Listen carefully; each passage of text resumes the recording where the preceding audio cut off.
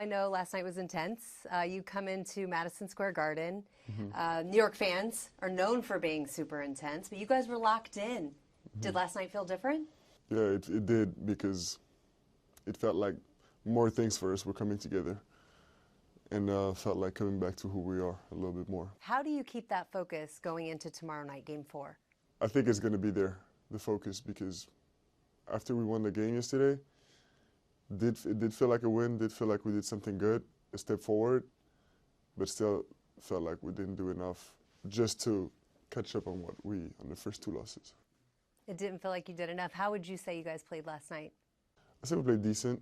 I still think and know that we have some stretches that we have to erase.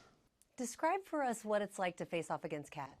I mean, he's just like a small on the perimeter, and just like a big in the inside, so very versatile. It was very different last night seeing you two versus the first two games. Did you change your focus for last night?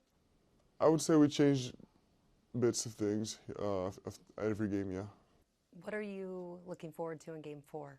I'm looking forward to having fun. I think it's too easy to forget that.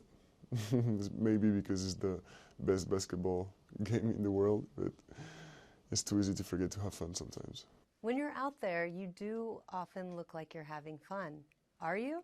That's great. Yeah, I am. I am.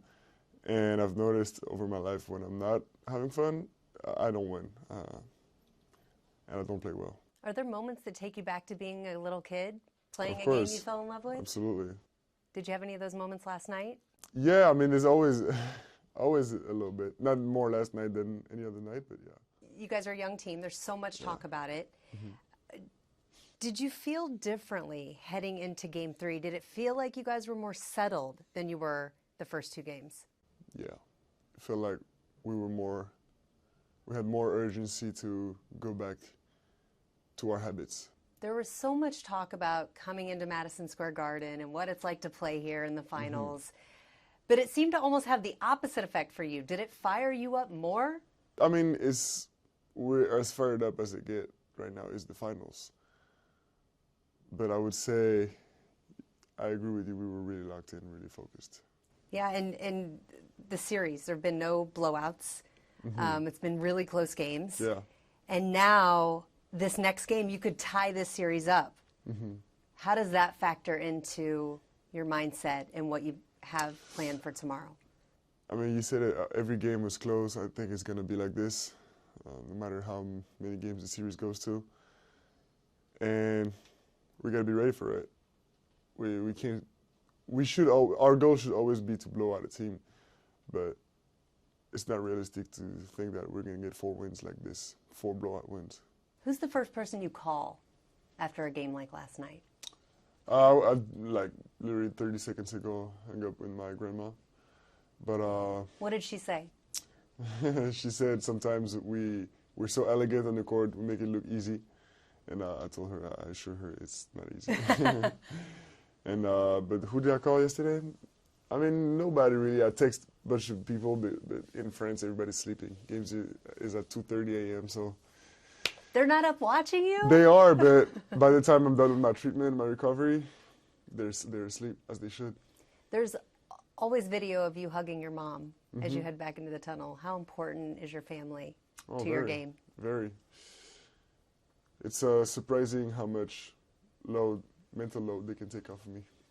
And speaking of the mental load, they're circulating all over social media. There was video of you sketching in one of New York City's parks. There's been so much talk of the mental aspect for you, and something like that, sketching, how much of that plays into your game, that ability to just get away from basketball and reset? How important is that? I mean, I try to get away, but the fact that there's videos means that I didn't do that. It's hard to get away. It's hard. But it's very important to disconnect. And again, it's so easy to forget to do that, especially in the playoffs. You know, we're so locked in. I'm so locked in that, you know, we rewatch every game, do the treatment, take care of our body, you know, be a leader with the staff, with the players. That sometimes is hard to like take a breather, especially when there's one day in between games. But I know for myself, I know for a fact I can't forget about that. I have to do it.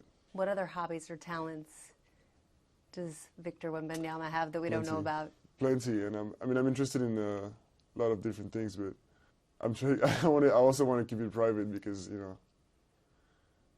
it's a blessing to be in the position I am at right now. But yeah, sometimes it's a lot to try to get away, and sometimes it's not really possible. Is it hard to have all that attention and scrutiny on you all the time? Right now, it's okay, but we'll see in a few years. Thank you so much. Of course. I did want to ask, I know you read sci-fi and other fantasy. Fantasy. Yeah. Do you have a favorite book? A favorite book? My favorite series is The Witcher. The Witcher. Yeah. Okay. A favorite book, though? I have so many, and especially in different stages of my life growing up, I've had so many books that have really struck me in a good way. I can't choose a favorite. Thank you so much. Of course. Thank you. Good luck. Nice to meet you.